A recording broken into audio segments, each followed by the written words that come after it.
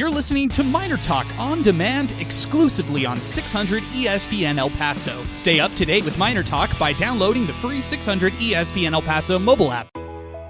Hair thinning can happen for so many reasons.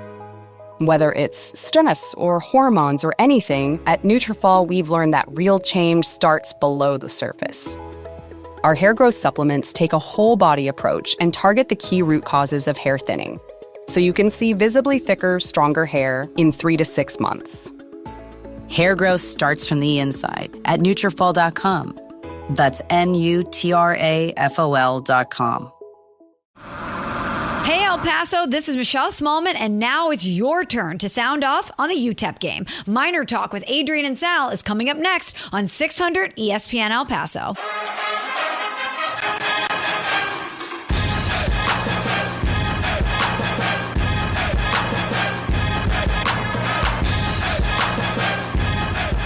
All right, welcome in. We are live. It is Miner Talk presented by Jack in the Box, and it's a full house. Wow, I guess it's that kind of big game type of feel, and it's a full house here in a River Oaks Property Schoolyard Sports Studios. Liberty defeated UTEP 76-69. It was a second half run by the Flames where they took over the lead. Miners led in this one, guys, for over 28 minutes, and the Miners, they had leads by, maybe 6 points, 7 points. They were never really able to distance themselves in this game. Liberty, credit to them. I mean, they went on that crazy 12-2 run. They it compounded, and they were able to build upon that in the second half. But it's the 14 3-pointers, Sal. That's what you're going to hang your hat on right there if you're the Flames. They're a good team right there, Sal. And the Miners just weren't able to come out on top.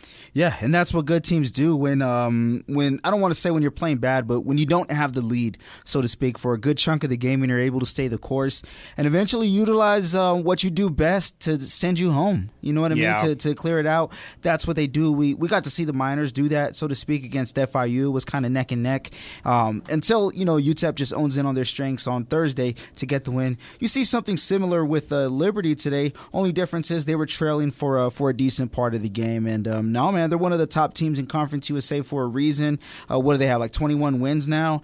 And John said an interesting stat. It wouldn't have mattered today, but Liberty undefeated whenever their opponents score less than 70 points. So yeah, pretty crazy. Yeah, Miners score 69. I heard that stat. That's a wild stat right there. And for the margin for this one to be what it was, I think that's a tough one as well. I think the Miners were hoping for this one to be close and hanging in the balance. I like what you said, Sal. Kind of reminds you of Thursday. The only difference is Miners were obviously able to go on that crazy run on their side on Thursday. This time around, Liberty went on a run, and they snatched the game in the end of this one. Welcoming aboard Zay Galindo, Alberto Reta, George Fajardo. We got a full house here. Zay, welcome back to the show. You got a chance to watch this one. Give me your instant reactions. Miners lose for the third time at home.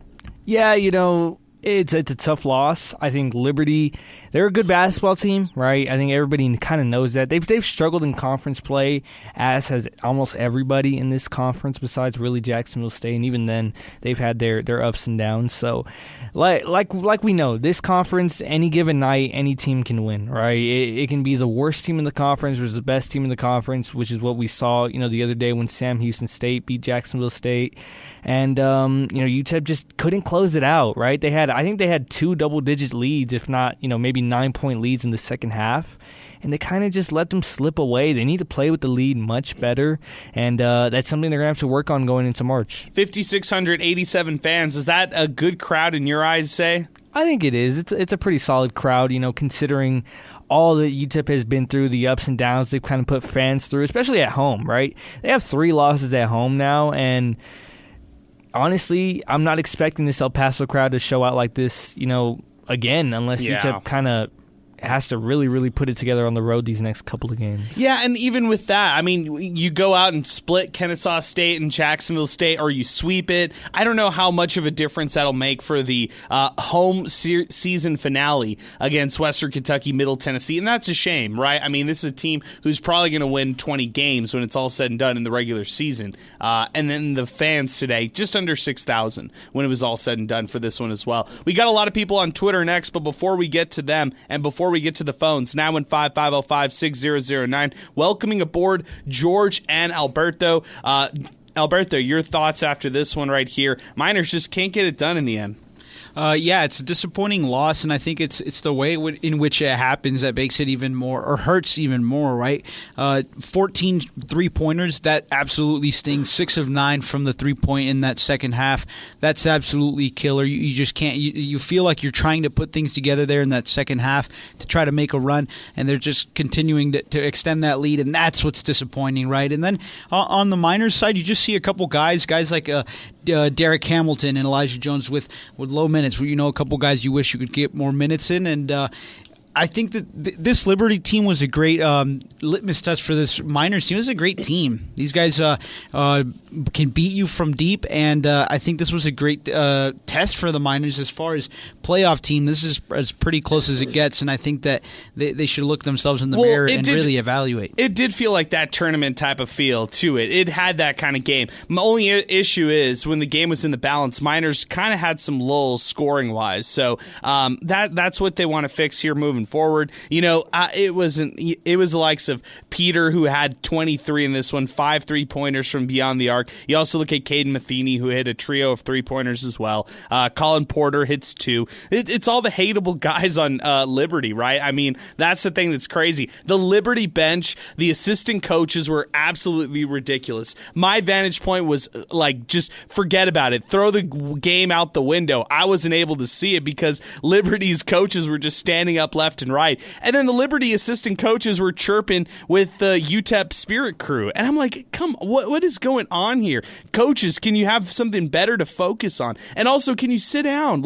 Everybody, the fans are trying to watch the game. I'm trying to watch the game. It was ridiculous. I can't stand this group right here, the Liberty group right here, but you got to give them credit. I mean, shooting 14 3-pointers when it was all said and done on the road for them and securing this win. Yeah, it stings. It should sting. If you're a UTEP fan out there tonight, you should feel like the Miners should have won this game because it was in the balance. Now, is it, doom and gloom? Of course not. They have an opportunity next week against 2 of the top teams in Conference USA, Kennesaw State and Jacksonville State. Go out and beat those teams on the road and come back home and close out the season strong against Western Kentucky and Middle Tennessee. George, you're the stat guy. Give us some stats. Yeah, you went over Talion, I don't know how to say his name, Talon Peter. Talon Peter, I'm sorry. 9 for 17, right? You guys went over that. He shot 53% today. His season average is 59. I mean, when you can bring a guy off the bench to shoot 60% almost, I mean, that's crazy. Yeah, he had 5 threes. He was really the difference maker, right? Even then, his plus-minus was 2. But Owen Aquino made, I think, the biggest difference, right? 13 points, 5 of 7. His plus-minus was 14. He was sneaky with the rebounds, right? Total rebounds, 10, 4 on the offensive glass. He was the guy that kept giving Liberty life in the second half when they were, missing shots. The threes weren't going down. He was there. And it was flashbacks of Hogue, right, from Jacksonville State. He just had more energy. He wanted it a little bit more. And so that's really the 2 guys that stand out on Liberty. And, of course, on UTEP's side, efficiency, it just wasn't there. Yeah, I'm with you on that completely. Let's keep it moving now in 550-56009. To the phones we go. It's Pablo who starts us off here on the show. Pablo, good evening. What's going on? Yeah, hey, what's up? So I just really want to just talk about how we shoot too much threes end game. Yeah, I'm with you on that. I mean, tonight it was evident, right? It just felt like way too many 3-point attempts in the second half when they weren't going in. And when they were attacking the basket, at least they were getting a free throw out of it, right? Yeah. Like even with those threes, you got to get back on the defense or at least try to get offensive rebounds. I didn't see any hustle on the final 5 minutes of the game, there's like no energy left. Like I didn't see any of that. You know, the rebound margin, they lost this one, 39-31. So to your point, Pablo, you're right. They weren't making the shots. They weren't making or grabbing the rebounds either. So tough outing here when it was all said and done. Any final thoughts, Pablo? I appreciate your phone call, man. Yeah, thank you. I just want to, give a message to Golden to, make their players hustle on defense and for every freaking basketball they see. Okay. Yeah. All right, man. Appreciate it, Pablo. Thanks for weighing in. 915-505-6009. Tom is next with us. Then we got Brian. We just freed up a phone line, so if you've been trying to wait and get in on the show, now's the time to do it. 915-505-6009. Tom, good evening. What's happening? Yeah, what I saw tonight was a team that was unselfish, and I saw our team turn into a very selfish team in the second half. And, they took us out of our style of play. And it's not hard to do because we had more physical talent on that floor than those guys had. But they played a very, very smart team basketball game. They were always in position, especially for rebounding. And our defense, if you move the ball enough against our defense and you're smart, you'll break it down and you'll find holes. I still to this day don't understand why we don't do a 3-2 zone against a good three-point shooting team. You put Jones in, put Kalu down low, and then put whatever three of the guys that we have that are about 6'2" on the perimeter that can all jump and it can all have really good lateral movement. And this should not have happened. Syracuse, Jim Boeheim lived on a 2-3 zone for 25 years and won a national championship with it. That's his thing. And then the other thing is guard the guards from the full 90 feet. Make their thighs freaking burn by the time you get down to the last 10 minutes of the game. They shouldn't have been able to walk. We've got 6 guys that all play guard. Just press them all game long. There's just no reason not to do that with all the talent we have. So very disappointing. I'm sure you can hear it in my voice. We got to get out for the next game. Let this one slip away, guys. It's tough. Don't play NBA style basketball. Liberty taught you how to play basketball tonight. Look at the tape, watch what they did to you, and then make the corrections. And that's pretty much all I got to say. I appreciate it, Tom. Thanks for weighing in, man. I appreciate you weighing in here on the show. 915-505-6009. Zay, I'll bring you in on this. I don't know if the answer is a zone defensively to stop the three-point shooting in the perimeter.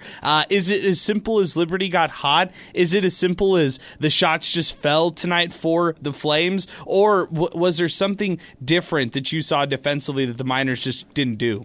I think, the cheap answer is a mix of both, right? UTEP was just off defensively, and Liberty hit shots, especially in the second half, right? They were capitalizing on hitting open looks, and with this defense, you're playing, it's a gamble, right? UTEP's going to gamble every single time. It's like they send a blitz. In football, when you send a blitz, you're gambling, right? Because if that quarterback makes the right read, you can give up, 10, 20 yards every play. But you can get the sack. You can force an interception. That's essentially what UTEP does, right? They love to blitz the ball screen. They love to double and put pressure on these types of defenders. And, like the caller said, right, if a team is smart and patient, they move around, they're going to beat this UTEP defense, but that is not going to happen all the time. So I think it was a mix of both. Liberty got really hot, and they're a good three-point shooting team as it is. 14-29, that's not going to happen every game, right? It's not going to happen every game, so it's not one where you kind of just say, okay, they outshot us, they're just better, but it is, in a way that you're not really going to take too much away from this type of loss. 915-505-6009. 3 turnovers only, though, in the second half for the Flames, Sal.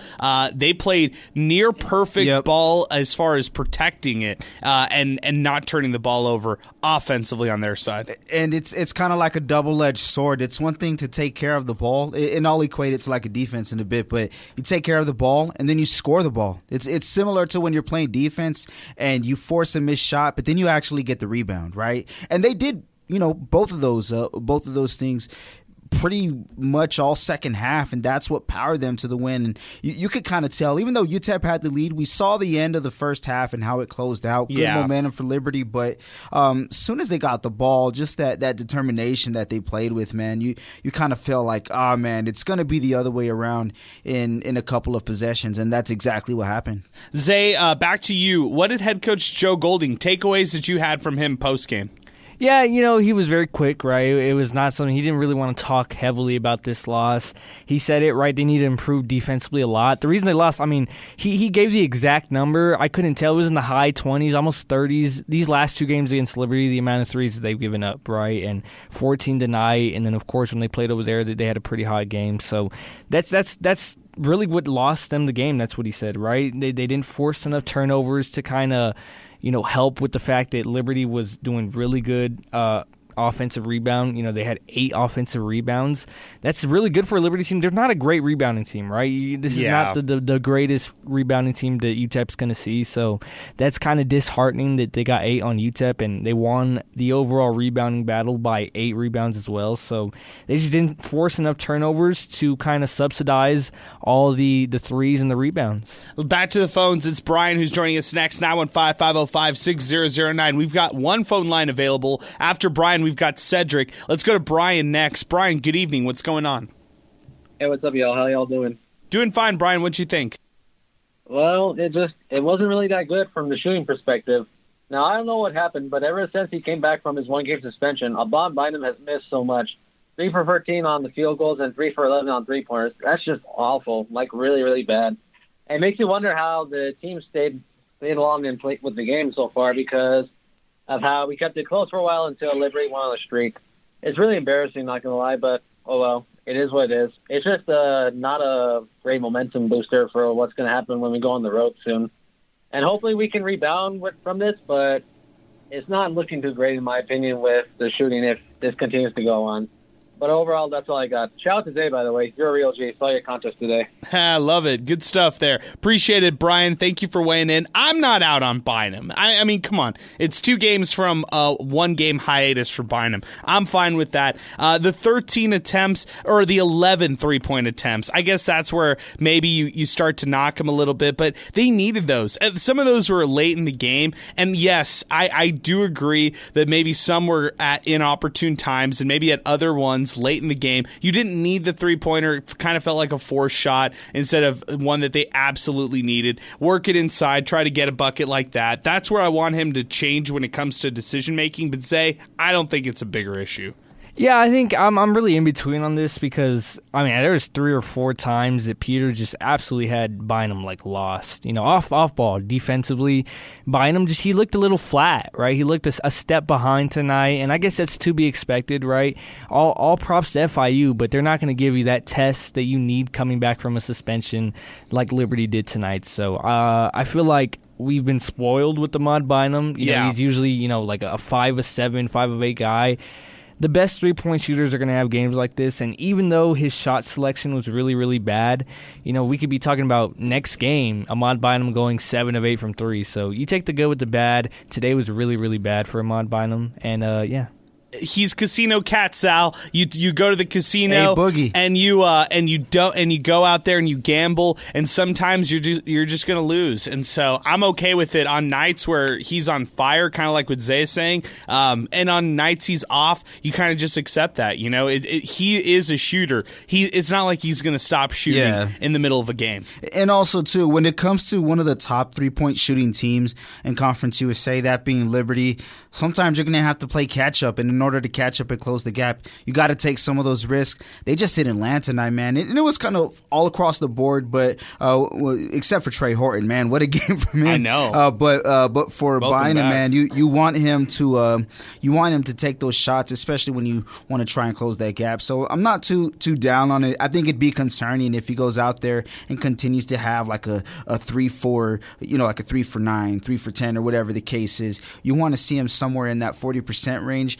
You guys said it best. Spoiled with Ahmad Bynum. This is really the first bad look that we've seen from him pretty much all year. So we'll see how he bounces back, man. I'm excited to see what he can do because we know that the potential's there, and it's really just that first sign of poor play.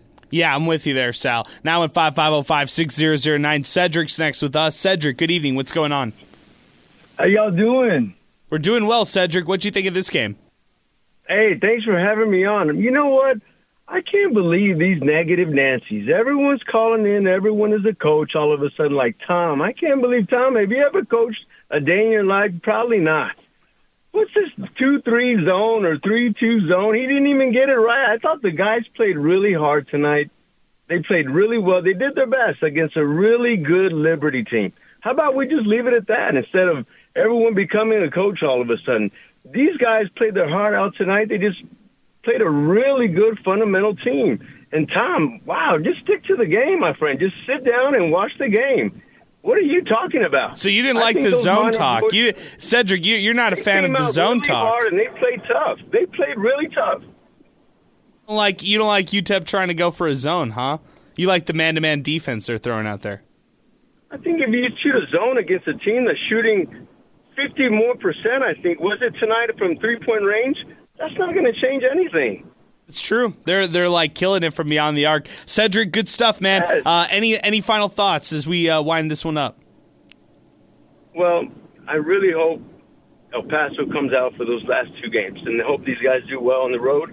And, just do your best and let the chips fall where they may. I think Golding and the team are doing a really good job. All right, man. Cedric, we got you down for it. Thank you for giving us a call here, man. Appreciate it. 915-505-6009. That is our telephone number as we continue. By the way, just for the record, I don't think they should go for a 2-3 zone or anything like that. I just kind of feel like a lot of people call in for zone defense and stuff like that, and UTEP's never done it. So why do we have to, assume that they're going to be just good at zone defense? They've never done that. They've never practiced that. So I'll just say I'm not completely dismissive of it. I just don't think we've seen it. So you can't just say it's going to work here for UTEP if we haven't actually done it, or you haven't actually seen UTEP run a zone defense in a game. Going over to Jacob. He is next up with us now in 550-5609. Full phone lines. Leon will come after Jacob, and we'll also have King Eric joining us as well. Jacob, good evening. What's going on, man? Hi, Adrian. I just feel like we have way too many talented guys to be losing at home like this. And if we're not going to be able to win away games, we're going to have to come out strong like at home and win. But they're just very inconsistent. It is, man. The problem. Jacob, you're a smart UTEP fan. It was the New Mexico State game that was the blowout that kind of made you wonder, wow, what happened? The Jacksonville State home loss was tough too. But tonight, Liberty's kind of is kind of like one of those teams that fans hate. Like I don't think a lot of people like Liberty at all. And so for the Miners to lose tonight, it is disappointing. They are inconsistent at home. Yes. Yeah. Well, good stuff, Jacob. I appreciate you, man. Thanks for giving us a call, 915-505-6009. Man, Jacob's been calling all season long. I appreciate him, man. He always gives us some great takes. I appreciate him in a big way. Next up, it's Leon. Leon, good evening, man. Good to hear from you again. What's going on? Hey, good evening, gentlemen. Hey, shout out to Cedric for really staying positive around this team, and I did think that they played pretty hard. And, man, I shouldn't say this because he's still a young kid, right? But does anybody hate Matheny more than me right now? I cannot stand that guy. Well, wait, you say Matheny, but I think we could all have a player draft on this team. I'll take Colin Porter as my number one pick. Zach Cleveland's also in it. Owen Aquino's in that conversation too. Brett Decker even. I mean, he wasn't doing anything, but he was trying to clap and cheer and go crazy on the bench. They had some hateable guys on their team, man, to your point. Matheny's just a dagger, man. You could see it that he wanted the game, and they really shut him down. I got to say the defense was excellent, in the beginning because they were cutting off the lanes. They weren't getting their bounce passes. But what's disappointing is this, and Cedric, you can say that we shouldn't be coaches, but everybody has an opinion. The one thing I saw that UTEP did, even last, was it pal a little bit, and somebody said it earlier. Physically, we were bigger. Our guards were bigger. There was no reason why we couldn't have posted. There was no reason why the ball shouldn't have gone in more. That's on Golding, and that's on the plan. all right, because you could have slowed the game down a little bit even more than they did, getting the ball inside or having your guards post. They did it with Zid Powell last year, and just tonight, we didn't see it. The discrepancy on the fouls, you can say what you want, man, but look, you don't get the ball inside, and if you look at the numbers in the paint, the story was right there for you to win the game. Physically, we should have overmanned these guys with no problem. And again, I hate Matheny. You guys have a good night. Good stuff, Leon. Appreciate it, man. Guys, do you have a most hated Liberty player that anybody wants to chime in? Go ahead. Mics are hot. Yeah. For me, it's Talon. I can't stand him. I can't believe he shoots almost 60% Peter. Yeah. And you're right, Adrian. Almost the whole team is hateable. I don't want to sound like a hater, but almost the whole team is hateable. But it's Peter for me. Maybe we're too much of haters here, Zay. Maybe we need to appreciate Liberty a little more. No. I think out of all of them, I think for sure Porter and Matheny are at the top two. I think really everybody else is kind of acceptable. I really don't like Cleveland. I think I really like Talon Peter. I don't even know how to say his name. There's a weird way to say it. He missed 6 layups today. He for real missed more layups than he did 3-pointers.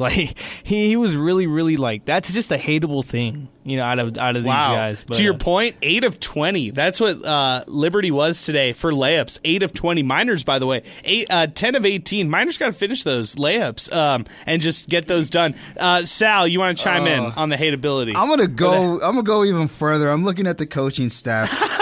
I hate Joe Pierre III, and I hate Derek Johnston. If those were the guys who were standing up by me, then count me in. And you know what? If they're not, they're guilty by association. I don't care. I like it. Good stuff, guys. Good stuff. It's coming from jealousy. Oh, man. Ray on our app. Miners went into panic mode and tried to match Liberty's 3-pointers. They should have stayed strong and drive the ball. Stick to their game. Against NMSU, UTEP played hard and confident. This is coming in from Locomotive Miners. I texted in during the week that I didn't want a good crowd because we would lose. Once I saw an okay-ish crowd, I knew we were done. Yeah, I hear you, man. Let's go to King Eric. He's next with us. Saw him at the district today. Great to see you earlier, King Eric. And it's great to have you on here on MinerTalk. What did you think of this one? Hey, Adrian. It was great to see you as well.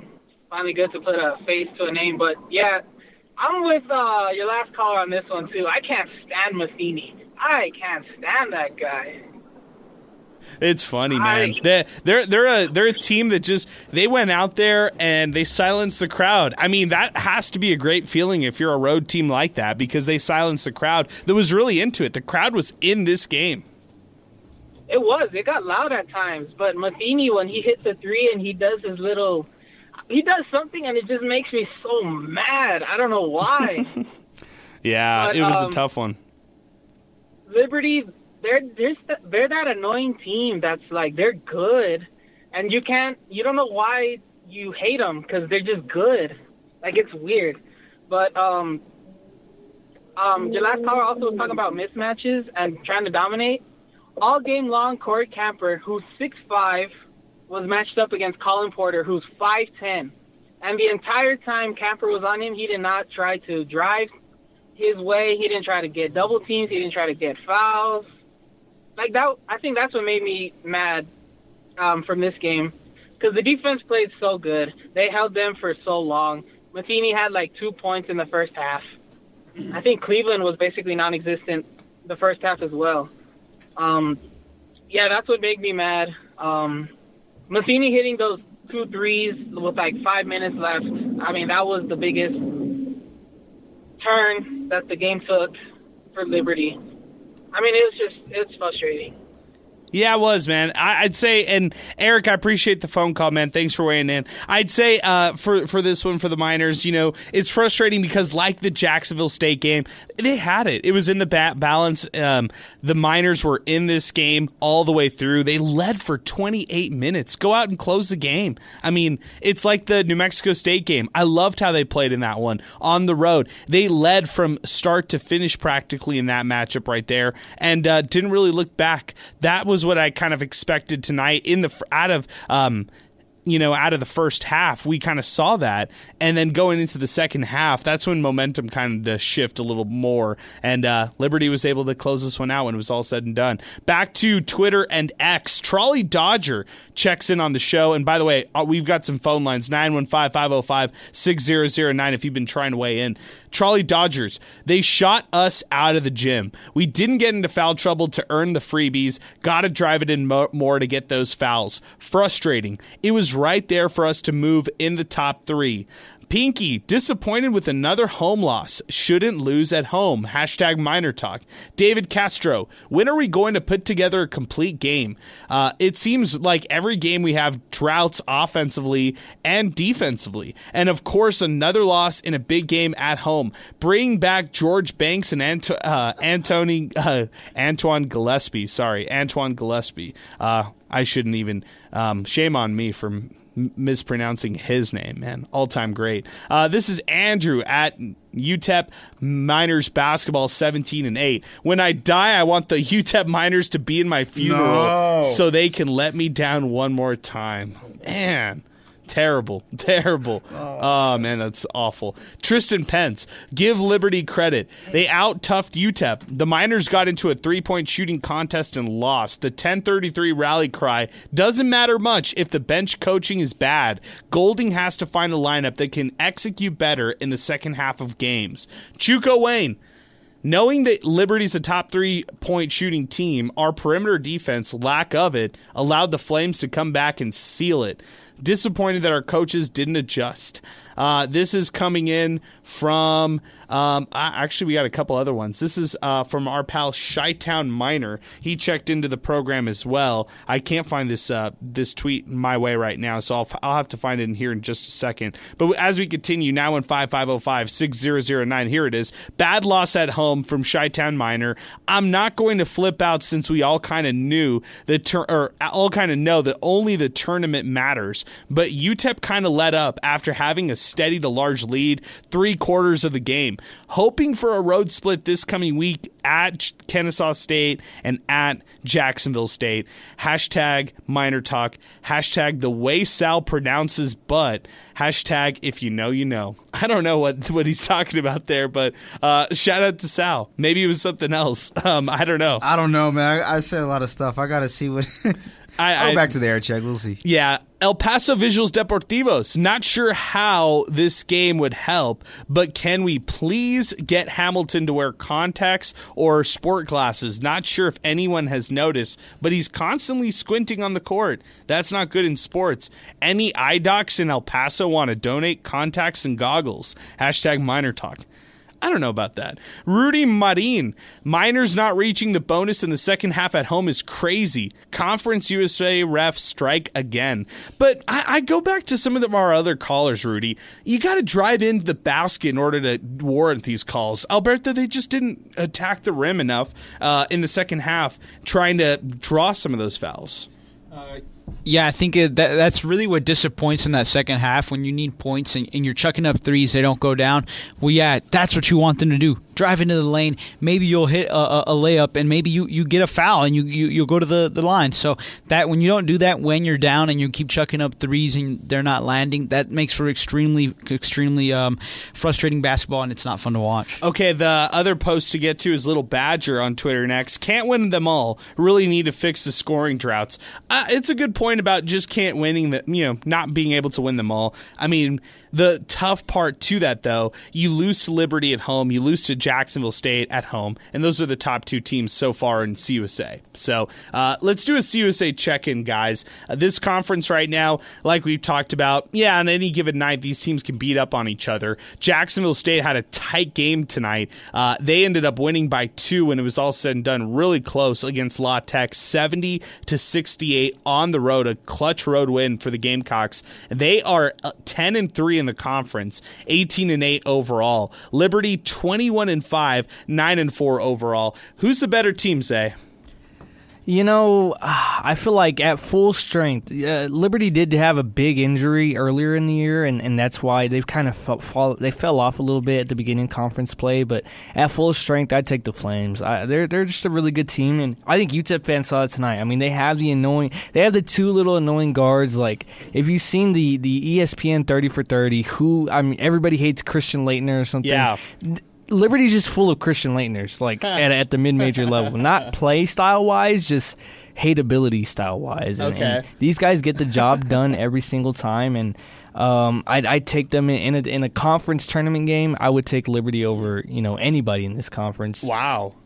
Sal, would you like to jump in on this? Who would you take? Liberty, Jacksonville State. You know what? It's interesting. I want to echo what Zay said. If we have to go team-wise, just full-on team, Liberty. When they're firing on all cylinders, which is what we saw, in the final 40% of the game or so, that's who they are, and they can outrun anybody out the gym, outshoot anybody. They're going to wear them down just by running up and down the floor. But if I have to pick, a team with two dogs who's you have to save the world. I'm going to go, who is it, Max Kellerman? I want Iguodala. I want Jerron Pierre Jr. if I am anybody at Conference USA. And you know what's crazy? Is he's not even the true leader when it comes to Jacksonville State. That's Q House. I mean, when we look at Jacksonville State across the board in Conference USA, look at some of the clips where they're winning these 1 or 2 possession games. The camera is on House majority of the time. He's going to send it home, or he's going to make the right play to get Jacksonville State the win. So, man, I'll say this, though. It doesn't really come down to a full team sometimes. It just comes down to, situations and who's going to win it. I'll take Jacksonville State in that regard. Wow. But it's very close, man. Okay, I'd say Jacksonville State Liberty is like the tier 1 of CUSA right now, whatever that tier 1 looks like. I'll just say tier 1 to win the regular season, okay? Tier 2 CUSA teams. Here we go. Middle Tennessee, UTEP, and like it or not, Kennesaw State. They are in this conversation. I'm going to throw La Tech in this conversation because 6 and 7, they're still a team who could beat you on any given night. I'm going to throw them into tier 2. So that means Middle Tennessee, UTEP, Kennesaw State, La Tech. Any objections by anybody over here? Do we like this tier 2? Does anybody else need to be in tier 2 right here in CUSA? Anybody? I think we should trim tier 2. You don't like this? Yeah, I think the tier 2 for me is really just going to be. I think Middle Tennessee's tier 1. Oh, I'd say Liberty, wow. Middle Tennessee, and Jack State. Okay, and then I think in tier 2 it's UTEP. I think after that Kennesaw State and La Tech.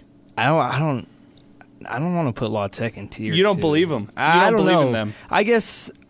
It's just they're such a predictable team, right? They need a different dimension to them. They need someone other than Bacho, because if you shut down Bacho, Sean Newman, he's going to get 20 turnovers, 0 assists. Like the guy can't do nothing without Bacho. He can't score, and at some point you got to start winning games. Yeah, and there needs to be more. I need to see more offensively from them, and then New Mexico State and Western Kentucky. I mean, those are 2 teams that can really, really play, but.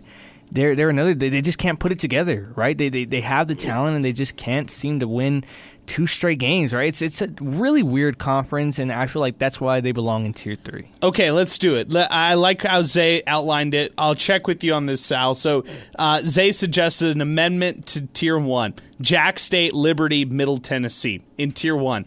Tier 2: UTEP, to Kennesaw State, and that's it, period.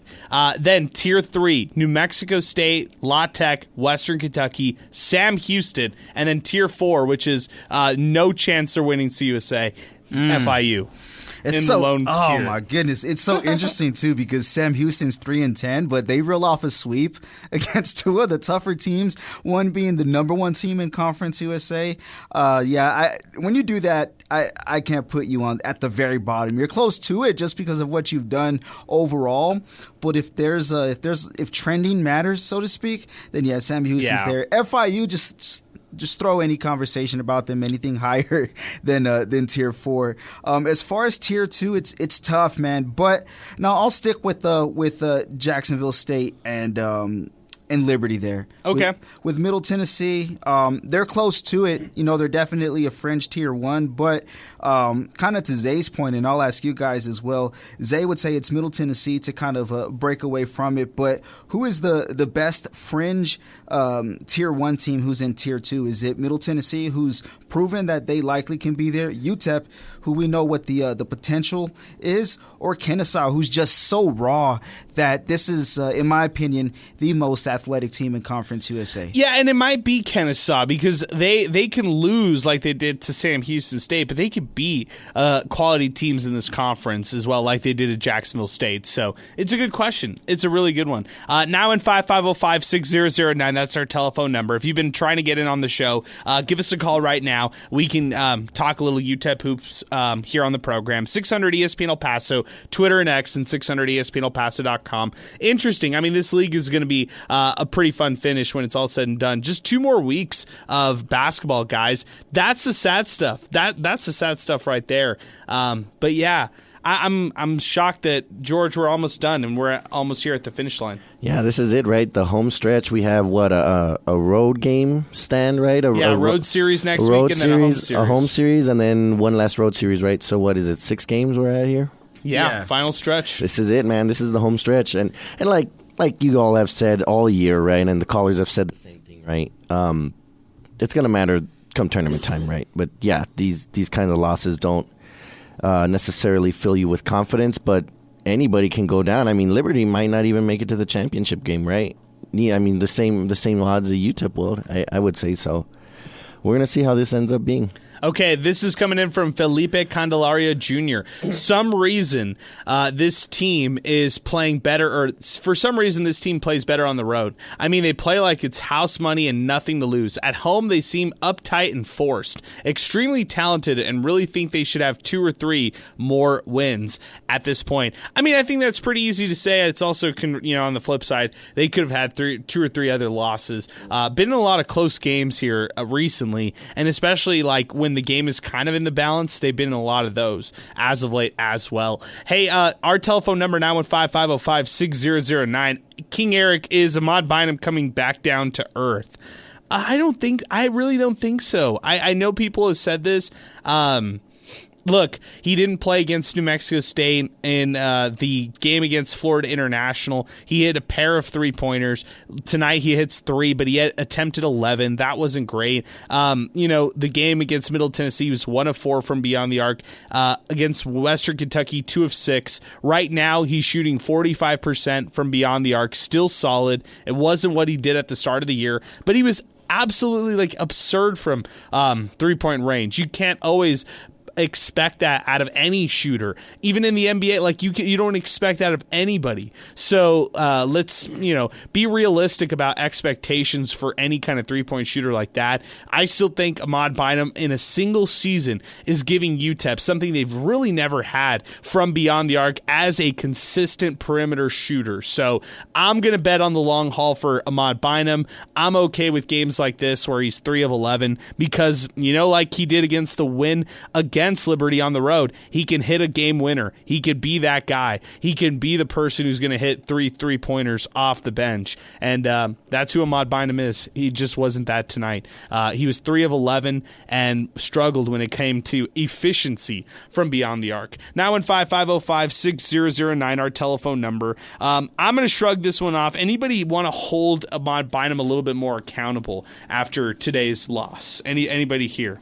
Yeah, I feel like I would hold him a little more accountable just because the effort defensively, it's just I feel like sometimes it's not there, right? And you saw in the New Mexico State game when KJ Thomas was called upon, when Baylor Hebb was called upon. I mean, those guys made differences in that game on the road, in a hostile environment, and they just looked, the team looked smoother, especially defensively. So I just want him to kind of take upon that defensive role a little bit more and This shot selection when you're not taking a three is insane. Like sometimes some of his shots are just insane when he's not shooting a three. He needs to be a little more selective with that, I feel. But he's a Mon Bynum, right? Because eventually those threes are going to fall. And true. I feel like you shouldn't be too critical of him. Like I said, we've been spoiled. But at the same time, if Otis Frazier had a game like that, like everybody would be on Otis Frazier, yes, right? So we can't treat him out. I'm not going to treat him any differently just because he had one bad game. True. There's a double standard right there. And it's like you want to just be assumptive and say, oh, well, it's okay. He's going to be fine the next one. But you're right. You got to hold him accountable to a point of saying you got to be better defensively a little bit, too. I like what you had to say there, Zay. Back to the phones we go. It's Milkman next. Milkman, good evening. What's happening, man? Hey, what's up, guys? Milkman, what's happening, man? It's good to hear from you. Can you hear me? Yes, we got you now, Milkman. Go ahead. Oh, cool. Yeah, no, I'm obviously a little irritated with this game. They just hit a wall in the second half. I mean, they couldn't throw it in the ocean. They weren't, you guys were talking about it, how they weren't even working it in. And yes, the refs did suck. There's no doubt about that. But you can't blame this one on the refs. You can't. They got to learn to play with the lead. I don't get it. I've seen them do it before, but God, they just hit a brick wall. And is Matheny? Is he the little guy with the hair? Yes, he is. Yeah, okay. Yes, indeed. Yes, I can't stand him either. So I think everybody is in agreement on that. These guys are the new BYU. Like I know we're not going to be in the conference with them much longer, but yeah, they're pretty easy to hate. And BYU was good as well as these guys are too. I'm not going to take that from them, but they are definitely easy to hate. And I just wish they could play with the lead better. And I don't know, guys. It was bad. It was bad. We really should have won this game, and they just choked in the second half. Yeah, they did. Milkman, where do they go from here, in your opinion? It's Kennesaw State and Jack State. Well, here's the thing, and I know my comment the other day seems really stupid now, but again, about Conference USA being more than a one-bid league, and I certainly don't think they are.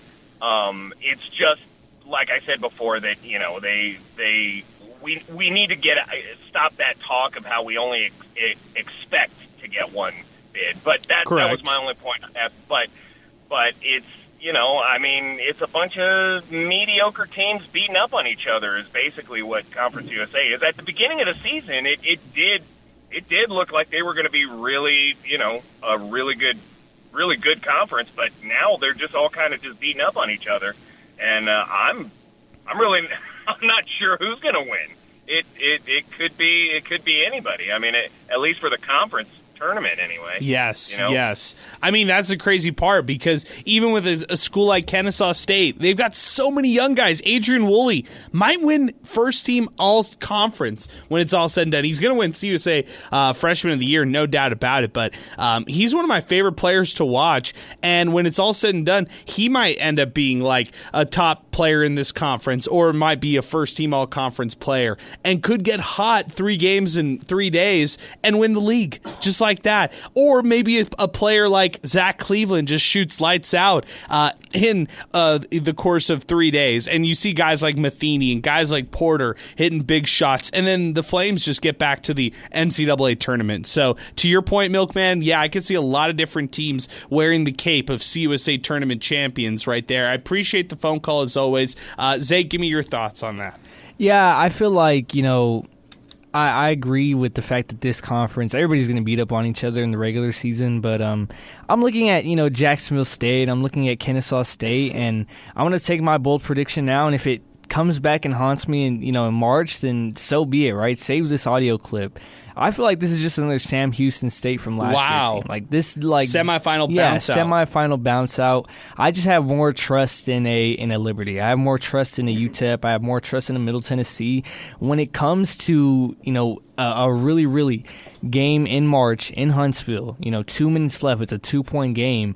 I'm not putting my trust in Woolley. I'm not putting my trust in Jerome Pierre. I'm sorry. I'm putting my trust in a guy like, Justin Cleveland, Porter, maybe. Porter, yeah. I'm putting my trust in a guy like Otis Frazier, right? So that's just my opinion. But, like we've seen all year, anything can happen in any game. So I can't wait. I can't wait until Huntsville comes. And it's going to be one of the most exciting, hopefully, it's one of the most exciting tournaments in America. Well, it could be a very competitive one, that's for sure. And I'm excited for that in a big way. 915-505-6009, guys, as we start to wind it down here on the program. For any late calls here on the show, give us a call, 915-505-6009. We'll get you right on and into Miner Talk, just like Milkman.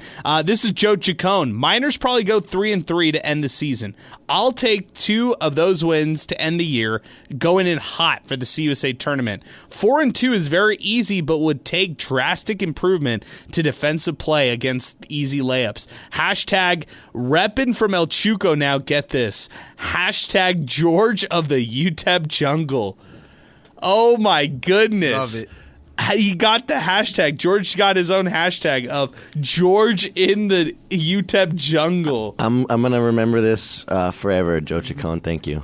I can't believe that one right there. He's done it again. Albert Chuco, Adrian is my Brodus, Sal is my pal, Zay all the way, and now George of the UTEP jungle. Oh my gosh, Joe Chacon, you're ridiculous. Appreciate it, man. Thanks for weighing in on the show. Guys, I guess let's do it. We've done this way too often, but I guess let's do it again. I've got them beating Kennesaw State, losing to Jacksonville State, beating Western Kentucky, beating Middle Tennessee, beating Sam Houston, and then losing to La Tech. So I like 3-3 to finish out the season at 20-11. So I like that record right there. I'm going to stick with that one right there as we got a line ringing in. Zay, give me your final record prediction. 6 games left. How many do they win? Yeah, I'll go 4-2. I'll take the optimistic side. I feel like UTEP, this is weird to say, but they really need to be better defensively. When a team slows them down defensively in the half-court defense, they need to be so much better, right? Yeah. Just playing, simple one-on-one, man-to-man basketball, they need to be better. And I feel like they'll be able to do that, right? And they're going to snag one on the road, and I feel like they beat La Tech. And they're going to lose a game they should win, right? And maybe that's the Sam Houston game on the road. Maybe that's, the Kennesaw State game coming up. They're going to lose a game that we expect them to win, and they're going to win a game we expect them to lose. That's just how UTEP has played all year. So, I'm going to go 4-2. I couldn't do math, so I did 4-2 as well. So, because I had a win against Kennesaw, a win against Sam Houston, and winning both the home games. So I've got 4-2 as well. Alberto, where are you at? Man, this is hard, and I hate to be this guy, but I do think they can go 2-4 in this stretch. Okay, I think that's not bad. Jack State's a great team. Kennesaw's a great team, and Sam Houston, they're getting hot at the right time. La Tech, they're no one to push around. They had a great game today against Jack State. They competed all the way, so I think that everyone's getting going towards the end, and there's no room for error. Okay, I don't like the word "great" for any of these CUSA teams yet. Not even Liberty. George, where are you at? Yeah, I'm with Alberto. At 2-4. We talked about it before we started Miner Talk, and I mean, I don't like being the negative Nancy. I know callers aren't going to like it, but yeah, 2-4. They look like a 19-win team, right? They're trending down in every statistical category as the season progresses, defense especially, and offense. But they're still up there with turnovers and creating turnovers. Yeah, and they forced 11 today, but obviously the turnovers stopped at around 9 minutes. They didn't get a single turnover, I think, after that. I'll have to double back on that, but and I'll get the answer for sure. But everything is going downwards, I say statistically, and so this looks like a 19-win team. I don't see 20 wins, but I do see them closing out the last 2 games on the road, going into the tournament with W. So okay, Sal, go ahead. Oh man, it's tough. I can't make up my mind whether they'll go 2-4, 4-2. So I'm gonna go down the middle. I'll say 3-3. Like right it. at Okay. it. I'm gonna have to alter some of my predictions from earlier in the year for obvious reasons. But going into the season, I felt like Western would be a tougher go than Middle Tennessee. That's obviously not the case now. Middle Tennessee's right up there. They're a top 3 team in Conference USA. Right. But I'm gonna flip it around. I'm gonna say, you know what? I think they'll lose both games on the road. They will get the win against Western Kentucky at home, and then I think they'll win the last 2 games against Sam Houston and La Tech. But realistically, man, out of the 6 games, 5 of them, at best, they're coin flips. I think La Tech, who if you would have told me this going into the year, hey, to close out the season in the final 6 games, La Tech is your best chance to win, I would have said you're crazy, but that seems to be the case here. So although Sam Houston is, 3-10 in league play, are a lot better than their record indicates, give me 3-3 to close it out. Our telephone number, 915-505-6009. You heard from us. Well, we would like to hear from you now. Hunter is next with us. Hunter, great to hear from you, man. What's going on? Not bad, man. I kind of forgot half of what I was going to say while I was listening to you guys. That's awesome, man. That's awesome. We were distracting you. Give us your thoughts, man. It was, this is, where are you on the hate scale for all these Liberty players? I couldn't stand Matheny since the first time we played them. The hair. I think it's just, poor guy, man. He's enjoying himself out there, and I think that's what I hate the most, man. He nails a big shot and turns around, and he's smiling, having the time of his life, and that's what gets to me more than anything. I don't know why. It's the hair. It's the hair flip and the smile. Yes, I know what you're talking about. Yeah, it's not even his fault, man, But, yeah, I thought it was hilarious that Sal said the coaching staff, some of those guys, that was classic. Man, the difference in this game, okay, and I agree with what you said earlier about you can't describe any player, any team, or any coach in this league as great. They are all mediocre. This is not a great league. There has not been anything great about basketball since Derek Character years here, so there's no greatness around here. Let's not throw words around, don't make any sense. But anyway, I think, the difference in this game, it's such a small difference when everybody's so evenly matched between winning and losing a game. Sometimes it comes down to one big shot, one big possession that just turns things, and that's what happened here. I mean, it was a very evenly matched game, and the big difference at the end, which was weird, is UTEP took themselves out of their own game offensively, and their shot selection, they were taking more difficult shots for them at the end versus Liberty went to their bread and butter, and they took their shots at the end. So that was the difference in the game is UTEP went away from what worked. I think the first time they played at Liberty, I was shocked at how many layups Liberty gave up. I think if you guys look that up and how many points UTEP got in the paint that game, I mean, it was like they were doing it at will, and I was like, man, this Liberty team really can't defend. And in the first half, UTEP was being very intentional about taking the ball inside, whether they were driving, whether they fed Derek Hamilton, who had a very solid first half, or anybody else down low. They were trying to intentionally go at the undersized guards. And in the second half, when they went on that drought, for some reason they just completely abandoned it. It was really unusual. And they even benched their bigs. Like, they went small. Did you notice that, too? It didn't make any sense, and it's the same old, hey, the weird substitution pattern, and I don't know what they see in practice. None of us do, so, I mean, you got to figure Golding's doing what's best for him, but the difference was at the end, Liberty got the shots that they wanted, and UTEP didn't. For whatever reason, they just completely went away from it, and they just start forcing certain things, and there was no rhythm to it. It was an ugly end of the game offensively. It wasn't the players' fault. It wasn't anything. It was just the difficult shots for some reason they were going after.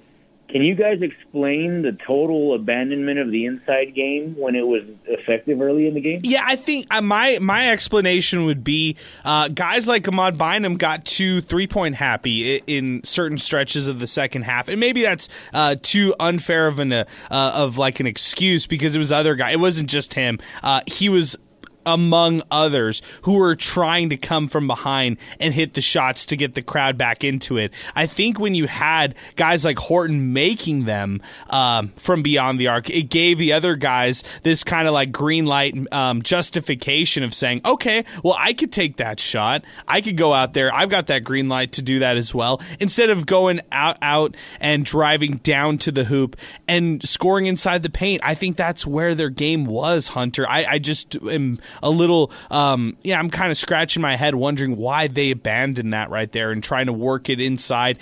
Even Kalu, I loved him the last game. I thought, the 14 points. And in this game, it wasn't a lot of plays. They didn't draw a lot of plays for him. They didn't go to a lot of Derek Hamilton down low in the second half. I mean, only 9 minutes for him, only 3 off the bench for Elijah Jones. Those guys aren't going to get going with only 12 minutes combined.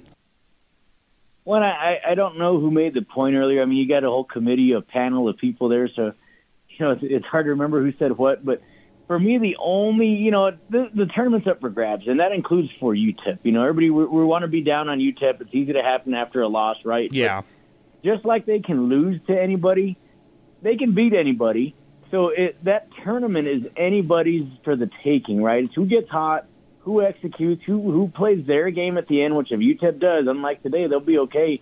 But the only thing that is kind of concerning for me was this was about the point last year that, remember, none of us thought they were going to get to 20 wins, and then they just started clicking, and things were trending up. And someone over there said things were trending a little down right now, and that's true.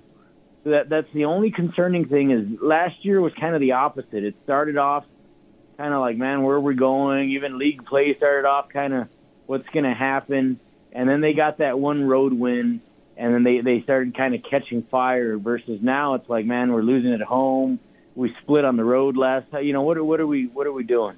That's the only concerning thing for me. Yeah, and I hear you. I appreciate the phone call, Hunter. Thanks for weighing in. It's the stringing of wins together, consecutive wins together, Zay. I think that's what they're looking for. And I feel like what George said is, some of the parts are not looking good right now. I don't know if, for me, I'm ready to make an overarching claim about this right now. I just wish that this team, up to this point, could find the consistent winning under their belt. Yeah, I mean, you want some of the, like the New Mexico State win. You want that kind of win that kind of just catapults you forward, right? That gets you into consistent winning, and we just haven't seen that, right? UTEP will take one step up, 2 steps back, 2 steps up, 1 step back. Like, it's not, like you said, it's inconsistent. And I feel like tonight they played good. People forget. I mean, this is the 4th time UTEP and Liberty have met like in a calendar year. Like they're really. They play each other a lot. Like, these two teams know each other. Joe Golding talked about it, on the coaches show, on Tuesday. I mean, they guard Liberty a certain way, right? And eventually Liberty was going to make that sort of adjustment. They play them a certain way. And the way they play them, we've seen it. You can go back into the matchups. Kevin Calhoun and Derek Hamilton just aren't going to be on the floor, the way they play them defensively. And obviously that blew up in their face, right? They gave up 14 threes, and they let them shoot 29 total.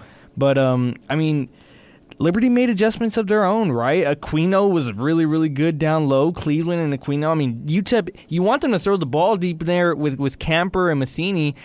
I mean, you saw how many times, Porter came in to help. That's a good point. You can't really do much, right? When you're about to turn over the ball, you got 2 little 5'9" guys just snapping at you. Very active. Right? You make adjustments. Liberty made adjustments, right? It feels like they just went away from it. Not really, right? They made adjustments. Liberty did the right thing defensively. They played their game defensively, and they forced UTEP to take outside shots. It really wasn't UTEP saying, oh, we're just going to shoot our way out of it. Liberty made the defensive adjustments that they needed to do, which they failed to do the past 3 games that UTEP had won, right? Eventually, Liberty was going to get this one out, and I'm not making, excuses for Joe Golding and his crew. You got to find find a way around that versus taking contested threes. But at the same time, you got to give Liberty credit. They made the correct defensive adjustments, and I just wanted to get that off my chest because UTEP still outscored Liberty 34-26 in the paint. Like, they didn't go completely away from it, but Liberty made the adjustments that they didn't make the past few games against UTEP. And they wanted you know what? It's almost like they forced UTEP or dared UTEP. Hey, continue to shoot those threes. You're going to be wide open. Continue to shoot those and attempt those. Back to the phones we go. It's Rick from the West Side. Rick, good evening, man. What's going on? Hey, good evening, guys. Thanks for taking my call. How y'all doing tonight? Doing great. What about you, Rick? Oh, frustrated. So frustrated. Was at the game, and I was yelling from the stands, and I'm sure everybody is. I hear a lot of callers talking about the shooting, and I'm with you. I'm with them. I felt, in my opinion, I know Bynum's a volume shooter, streaky at times. I really feel when you combine poor shooting and bad, I think they lost on the rebounding boards today by like 11 or 10, I think today. That's a bad combination. And then a lapse in defense, I think they were getting back cut most of the second half. And I just sit there and I'm thinking, these guys are up. They cannot play with a lead. I don't know if I'm just overstating that, but I just feel when you have a lead, you got to lock down. And I just feel nothing against Golding. I feel he got out coached in the second half.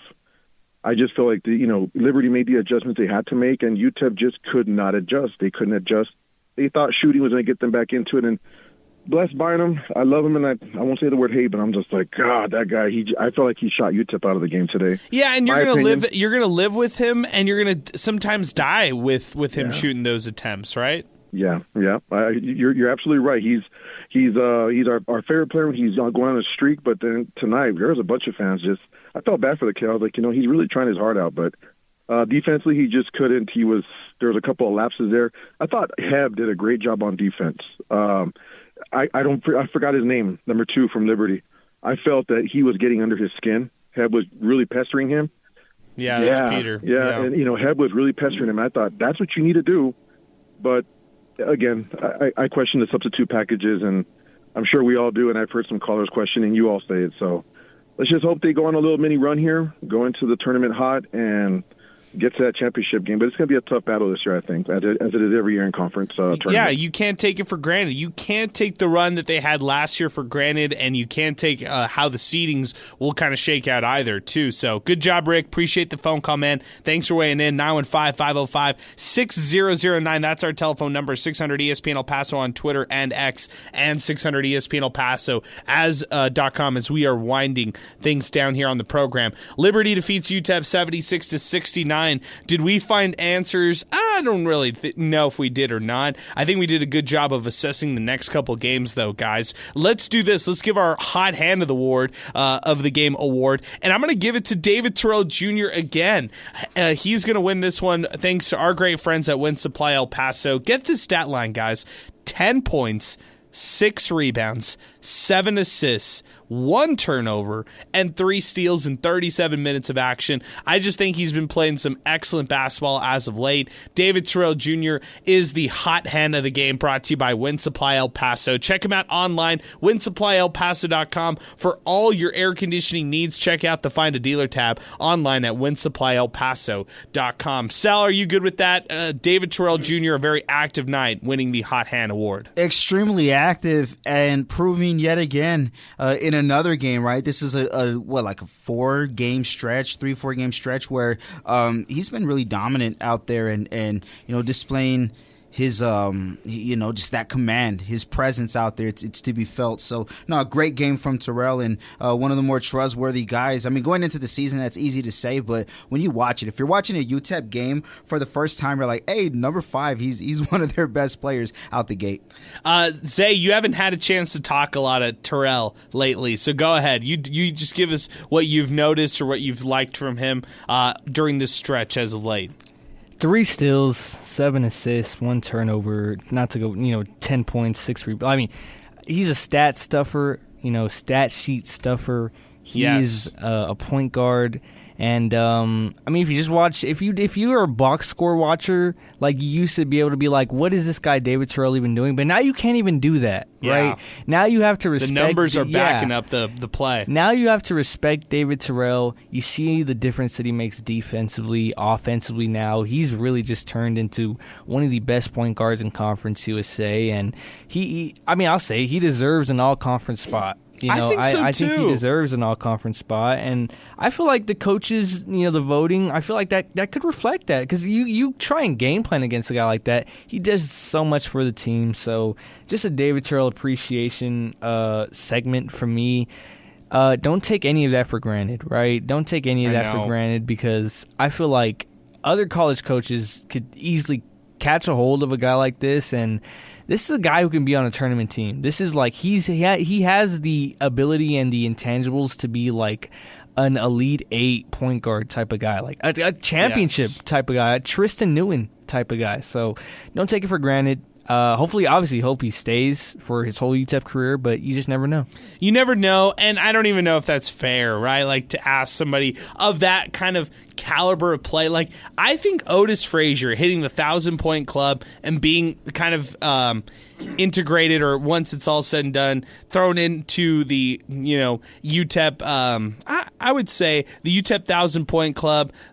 You can talk about him as maybe the best player in this 5-player. He's in that argument, best player in the last 5 years or so, half decade. He's in that conversation along with guys like Sule Boom and Bryson Williams and stuff like that. But for David Terrell Jr., he's just a little different. Like, he's of course younger, and he's going to have his career trajectory is pretty high as that point guard.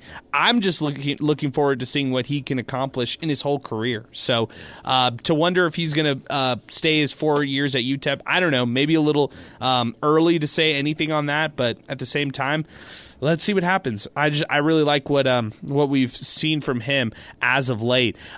Our pal Sidelines put together if CUSA ended seedings right now, UTEP would play Kennesaw State as a 4 seed, and Kennesaw being a 5 seed in the quarterfinals of the CUSA tournament. So, Sal, does seeding matter? That's my question to you, because I just feel like CUSA, you just got to get within the top 5 right now if you're UTEP. You know what? I'll throw both at you. In the grand scheme of things, we know any team can get hot and look impressive enough to win the tournament. Now, I'm not saying it's a double bid. It's not a 2-bid league, but we could see 2 teams who look like they can make, or at least get a win in the tournament. We might see that out of 2 teams this tournament. But I do want to say this, though. We can flip it around and say, hey, yeah, UTEP is 4th place in Conference USA. But out of their 7-5 record, Adrian, they're 6-2 against teams underneath them.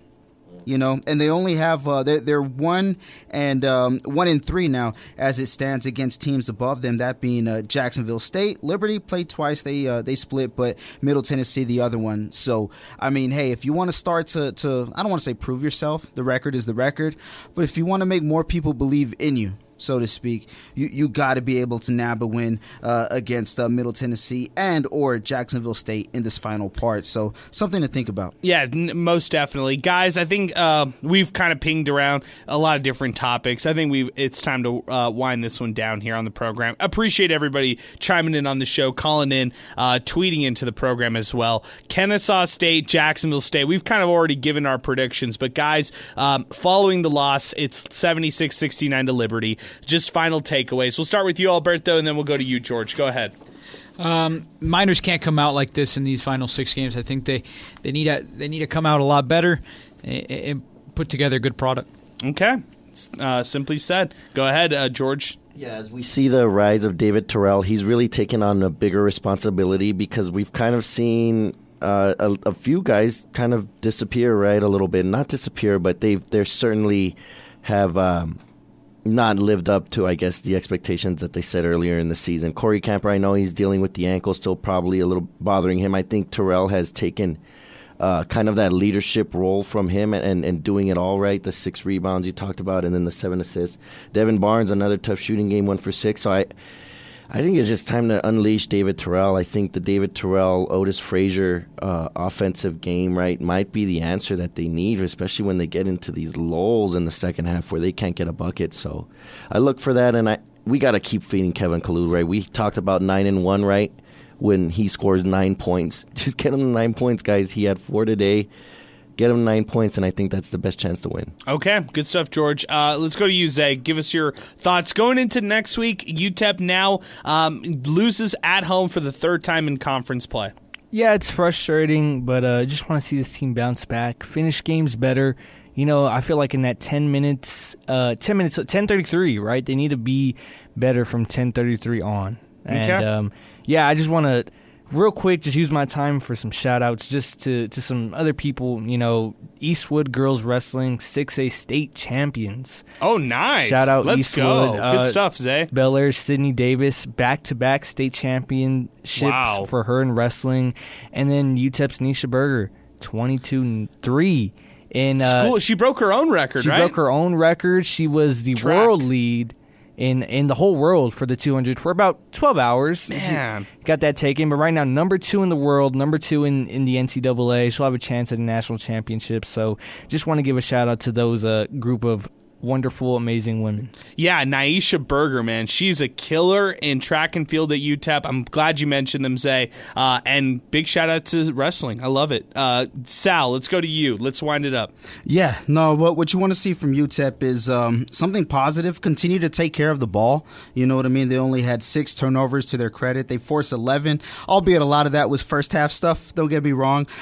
That's a positive that you could take away from it. And, you know, you're a team who's been shooting pretty much all year.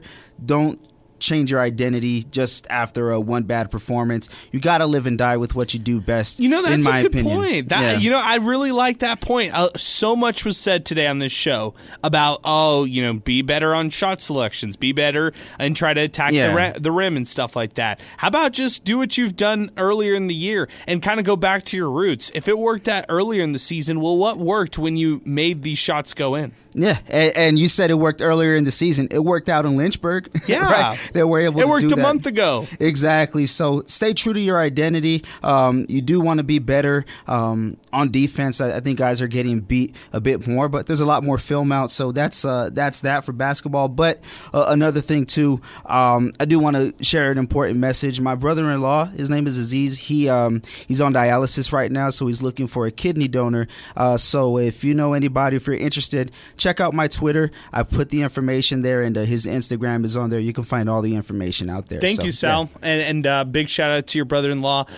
Definitely check out Salmo Nilla on Twitter and X. So that's where you can definitely check that out. So appreciate you, Sal. Appreciate all you guys. We all showed up tonight. It was a great edition of MinerTalk. Liberty defeated UTEP 76-69. That wasn't the best part about it, but it was great to talk about it with all the listeners, all of you here on the program as we wind this one up. That'll do it for us here on the program. For Zay Galindo, for Alberto Reta, for George Fajardo, for Sal Montes, I'm Adrian Broadus. We're presented by Jack in the Box. We'll be back in action next week for another edition of MinerTalk here on 600 ESPN El Paso.